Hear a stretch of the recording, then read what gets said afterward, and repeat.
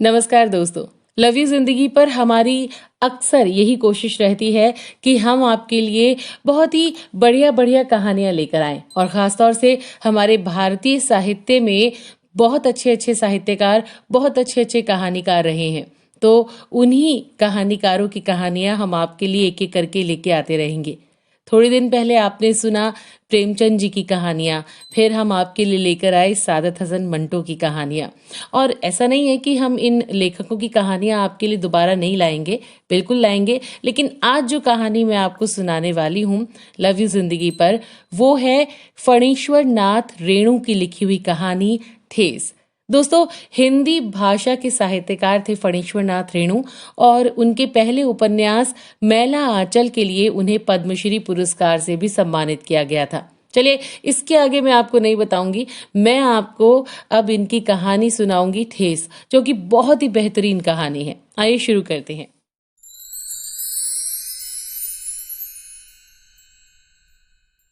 खेती बाड़ी के समय गांव के किसान सिरचन की गिनती नहीं करते। लोग उसको बेकार ही नहीं, बेगार समझते हैं। इसीलिए खेत खलिहान की मजदूरी के लिए कोई नहीं बुलाने जाता है सिरचन को। क्या होगा उसको बुलाकर? दूसरे मजदूर खेत पहुंचकर 1/3 काम कर चुकेंगे। तब कहीं सिरचन राय हाथ में खुरपी डुलाता दिखाई पड़ेगा, पगडंडी पर तौल तौल कर पांव रखता हुआ धीरे धीरे। मुफ्त में मजदूरी देनी हो तो और बात है। आज सिरचन को मुफ्तखोर, कामचोर या चटोरा कह ले कोई। एक समय था जब उसकी मड़ैया के पास बड़े बड़े बाबू लोगों की सवारियां बंधी रहती थीं। उसे लोग पूछते ही नहीं थे, उसकी खुशामद भी करते थे। अरे सिरचन भाई, अब तो तुम्हारे ही हाथ में ये कारीगरी रह गई है सारे इलाके में। एक दिन भी समय निकाल कर चलो। कल बड़े भैया की चिट्ठी आई है शहर से। सिरचन से एक जोड़ा चिक बनवा कर भेज दो। मुझे याद है, मेरी माँ जब कभी सिरचन को बुलाने के लिए कहती, मैं पहले ही पूछ लेता, भोग क्या क्या लगेगा? माँ हंसकर कहती, जा जा, बेचारा मेरे काम में पूजा भोग की बात नहीं उठाता कभी। ब्राह्मण टोली के पंचानंद चौधरी के छोटे लड़के को एक बार मेरे सामने ही बेपानी कर दिया था सिरचन ने। तुम्हारी भाभी नाखून से खाट कर तरकारी परोसती है और इमली का रस साल कर कढ़ी तो हम कहार कुम्हारों की घरवाली बनाती हैं। तुम्हारी भाभी ने कहाँ से बनाई? इसीलिए सिरचन को बुलाने से पहले मैं माँ को पूछ लेता। सिरचन को देखते ही माँ हुलस कर कहती, आओ सिरचन, आज नेनू मथ रही थी तो तुम्हारी याद आई। घी की डाढ़ी के साथ चूड़ा तुमको बहुत पसंद है ना? और बड़ी बेटी ने ससुराल से संवाद भेजा है, उसकी ननद रूठी हुई है मोती के शीतल पार्टी के लिए। सिरचन अपनी पनियाई जीभ को संभाल कर हंसता। घी की सुगंध सूंघ कर आ रहा हूँ काकी, नहीं तो इस शादी ब्याह के मौसम में दम मारने की भी छुट्टी कहाँ मिलती है। सिरचन जाति का कारीगर है। मैंने घंटों बैठकर उसके काम करने के ढंग को देखा है।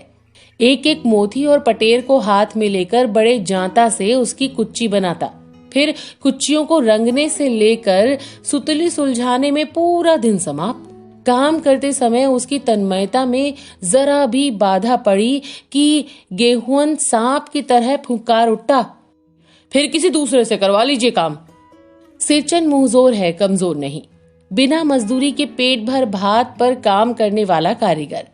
दूध में कोई मिठाई ना मिले तो कोई बात नहीं, किंतु बात में जरा भी झाल वो नहीं बर्दाश्त कर सकता। सिरचन को लोग चटोर भी समझते हैं। तली बघारी हुई तरकारी, दही की कढ़ी, मलाई वाला दूध, इन सब का प्रबंध पहले कर लो, तब सिरचन को बुलाओ, तुम हिलाता हुआ हाजिर हो जाएगा। खाने पीने में चिकनाई की कमी हुई कि काम की सारी चिकनाई खत्म। काम अधूरा रख कर उठ खड़ा होगा। आज तो अब अथक पाली दर्द से माथा टनटना रहा है, थोड़ा सा रह गया है, किसी दिन आकर पूरा कर दूंगा। किसी दिन माने कभी नहीं। मोती घास और पटेर की रंगीन शीतल पाटी, बांस की तीलियों की झिलमिलाती चिक, सतरंगे डोर के मोढ़े, भूसी चुन्नी रखने के लिए मूंज की रस्सी के बड़े बड़े जाले, हलवाहों के लिए ताल के सूखे पत्तों की छतरी, टोपी तथा इसी तरह के बहुत से काम हैं जिन्हें सिरचन के सिवा गांव में और कोई नहीं जानता। ये दूसरी बात है कि अब गांव में ऐसे कामों को बेकाम का काम समझते हैं लोग। बेकाम का काम, जिसकी मजदूरी में अनाज या पैसे देने की कोई जरूरत नहीं। पेट भर खिला दो, काम पूरा होने पर एक आध पुराना धुराना कपड़ा देकर विदा करो। वो कुछ भी नहीं बोलेगा, कुछ भी नहीं बोलेगा। ऐसी बात नहीं। सिरचन को बुलाने वाले जानते हैं, सिरचन बात करने में भी कारीगर है। महाजन टोले के भज्जू महाजन की बेटी सिरचन की बात सुनकर तिलमिला उठी थी। ठहरो, मैं माँ से जाकर कहती हूँ इतनी बड़ी बात। बड़ी बात ही है बिटिया, बड़े लोगों की बस बात ही बड़ी होती है, नहीं तो दो दो पटेर की पटियों का काम सिर्फ खेसारी का सत्तू खिलाकर कोई करवाए भला? ये तुम्हारी माँ ही कर सकती है बबुनी, सिरचन ने मुस्कुराकर जवाब दिया था। उस बार मेरी छोटी बहन की विदाई होने वाली थी। पहली बार ससुराल जा रही थी मानू की दूल्हे ने पहले ही बड़ी भाभी को खत लिखकर चेतावनी दे दी है। मानू के साथ मिठाई की पतीली ना आए कोई बात नहीं, 3 जोड़ी फैशनेबल चिक और पटेर की 2 शीतल पट्टियों के बिना आएगी मानू तो? भाभी ने हंसकर कहा बेरंग वापस। इसीलिए 1 सप्ताह से पहले से ही सिरचन को बुलाकर काम पर तैनात करवा दिया था माँ ने। देख सिरचन, इस बार नई धोती दूंगी, असली मोहर छाप वाली धोती। मन लगाकर ऐसा काम करो कि देखने वाले देखकर देखते ही रह जाएं। पान जैसी पतली छुरी से बांस की तीलियों और कमानियों को चिकनाता हुआ सिरचन अपने काम में लग गया। रंगीन सुतलियों से डब्बे डालकर वो चिक बुनने बैठा। 1.5 हाथ की बिनाई देखकर ही लोग समझ गए कि इस बार एकदम नए फैशन की चीज बन रही है, जो पहले कभी नहीं बनी।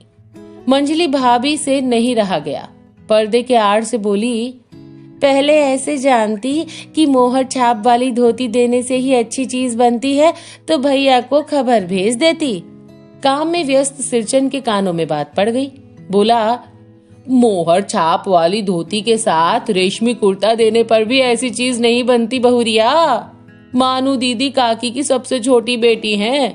मानू दीदी का दुल्हा अफसर आदमी है। मंजली भाभी का मुंह लटक गया। मेरी चाची ने फुसफुसा कर कहा, किससे बात करती है बहू? मोहर छाप वाली धोती नहीं, मूंगिया लड्डू। बेटी की विदाई के समय रोज मिठाई जो खाने को मिलेगी, देखती है ना? दूसरे दिन चिक की पहली पांति में 7 तारे जगमगा उठे, 7 रंग के। सतभैया तारा। सिरचन जब काम में मगन होता है तो उसकी जीभ जरा बाहर निकल आती है होठ पर। अपने काम में मगन सिरचन को खाने पीने की सुध नहीं रहती। चिक में सुतली के फंदे डालकर अपने पास पड़े सूप पर निगाह डाली। चिरुआ और गुड़ का एक सूखा ढेला। मैंने लक्ष्य किया, सिरचन की नाक के पास 2 रेखाएं उभर आईं। मैं दौड़कर माँ के पास गया। माँ, आज सिरचन को कलेवा किसने दिया है? सिर्फ चिरुआ और गुड़? माँ रसोई घर में अंदर पकवान आदि बनाने में व्यस्त थी। बोली, मैं अकेली कहाँ कहाँ क्या क्या देखूं। अरे मंजली, सिरचन को बूंदिया क्यों नहीं देती? बूंदिया मैं नहीं खाता काकी। सिरचन के मुंह में चिवरा भरा हुआ था। गुड़ का ढेला सूप के किनारे पर पड़ा रहा, अछूता। माँ की बोली सुनते ही मंजली भाभी की भौहें तन गई। मुट्ठी भर बूंदियां सूप में फेंक कर चली आई। सिरचन ने पानी पीकर कहा, मंजली बहू रानी, अपने मैके से आई हुई मिठाई भी इसी तरह हाथ खोल कर बांटती है क्या? बस मंजली भाभी अपने कमरे में बैठकर रोने लगी। चाची ने माँ के पास जाकर लगाया, छोटी जाति के आदमी का मुंह भी छोटा होता है, मुंह लगाने से सर पर चढ़ेगा ही, किसी के नेहर ससुराल की बात क्यों करेगा वो। मंजली भाभी माँ की दुलारी बहू है। माँ तमक कर बाहर आई। सिरचन, तुम काम करने आए हो, अपना काम करो, बहुओं से बदकुट्टी करने की क्या जरूरत? जिस चीज की जरूरत हो मुझसे कहो। सिरचन का मुंह लाल हो गया। उसने कोई जवाब नहीं दिया। बांस में टंगे हुए अधूरे चिक में फंदा डालने लगा। मानो पान सजाकर बाहर बैठक खाने में भेज रही थी। चुपके से पान का एक बीड़ा सिरचन को देती हुई बोली और इधर उधर देखकर कहा, सिरचन दादा, काम काज का घर, 5 तरह के लोग 5 किस्म की बातें करेंगे, तुम किसी की बात पर कान मत दो। सिरचन ने मुस्कुराकर पान का बीड़ा मुंह में ले लिया। चाची अपने कमरे से निकल रही थी। सिरचन को पान खाते देखकर वो अवाक रह गई। सिरचन ने चाची को अपनी ओर अचरज से घूरते देखकर कहा, छोटी चाची, जरा अपनी डिबिया का गमकोआ जर्दा तो खिलाना, बहुत दिन हुए हैं। चाची कई कारणों से जली भुनी रहती थी सिरचन से। गुस्सा उतारने का ऐसा मौका फिर नहीं मिल सकता।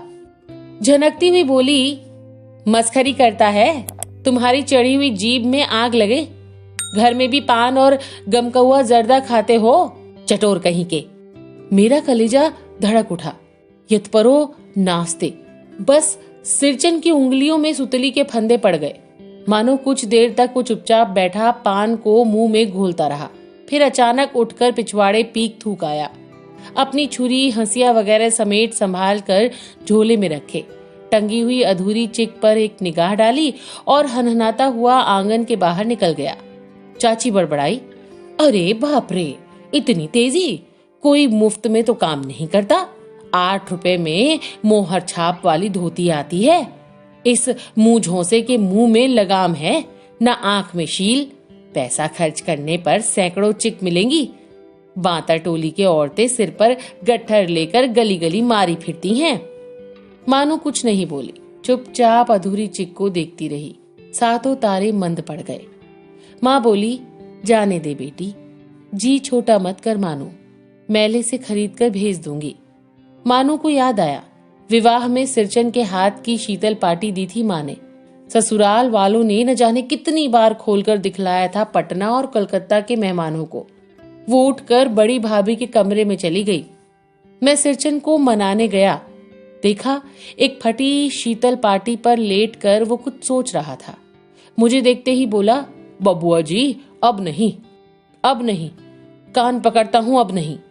मोहर छाप वाली धोती लेकर क्या करूंगा, कौन पहनेगा? ससुरी खुद मरी, बेटे बेटियों को ले गई अपने साथ।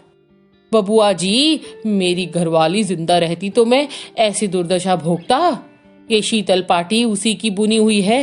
इस शीतल पाटी को छूकर कहता हूं, अब ये काम नहीं करूंगा। गांव भर में तुम्हारी हवेली में मेरी कदर होती थी, अब क्या? मैं चुपचाप वापस लौट आया। समझ गया, कलाकार के दिल में ठेस लगी है, वो अब नहीं आ सकता। बड़ी भाभी अधूरी चिक में रंगीन छींक की झालर लगाने लगी। ये भी बेजा नहीं दिखलाई पड़ता, क्यों मानू? मानू कुछ नहीं बोली बेचारी, किंतु मैं चुप नहीं रह सका। चाची और मंजली भाभी की नजर न लग जाए इसमें भी। मानू को ससुराल पहुंचाने मैं ही जा रहा था। स्टेशन पर सामान मिलाते समय देखा, मानू बड़े जतन से अधूरे चिक को मोह कर लिए जा रही है अपने साथ। मन ही मन सिरचन पर गुस्सा हो आया। चाची के सुर में सुर मिलाकर कोसने का जी हुआ, कामचोर, चटोरा।